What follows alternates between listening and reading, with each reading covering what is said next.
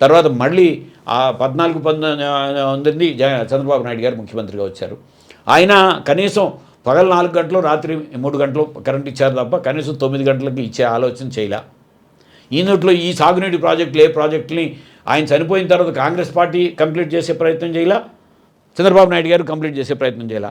కానీ తెలంగాణలో రాజశేఖర్ రెడ్డి గారికి వాళ్ళకి ఇదిలే లేదు కాబట్టి రాజశేఖర్ రెడ్డి గారి ఎజెండాని తర్వాత టీఆర్ఎస్ ప్రభుత్వం కంటిన్యూ చేసిందండి. అందుకనే సాగు భూమి గణనీయంగా పెరిగింది. ఇవాళ ప్యాడీ ఉత్పత్తి అంత ఎక్కువగా పెరిగిందంటే కారణం దానికి కారణం అది. ప్లస్ ఉచిత విద్యుత్తుని 24 గంటలకు తీసుకెళ్లారు వాళ్ళు. ఇక జగన్మోహన్ రెడ్డి గారు వచ్చే ముందే రైతు పెట్టుబడులు సరిగ్గా అందక సకాలంలో విత్తనాలు కొనుక్కోలేక విత్తనం దగ్గరే నష్టపోతూ ఇది అవుతున్నాడనే రైతు భరోసా అనేది పథకాన్ని అనౌన్స్ చేసిందండి. రైతు అంతే దాన్ని కూడా మే నెలలో మొట్టమొదటి విత్తనాలు కొనుక్కోవడానికి, అక్టోబర్ నెలలో రెండో ఇన్స్టాల్మెంట్ ఏమో రబీ స్టార్ట్ అవుతుంది, ఖరీఫ్ ఎండింగ్ పూర్తిగా మార్కెట్లో డబ్బులు టైట్గా ఉంటాయండి. అది రెండో ఇన్స్టాల్మెంటు. మూడో ఇన్స్టాల్మెంటు రైతు ఇంట జరిగే పండగ సంక్రాంతి.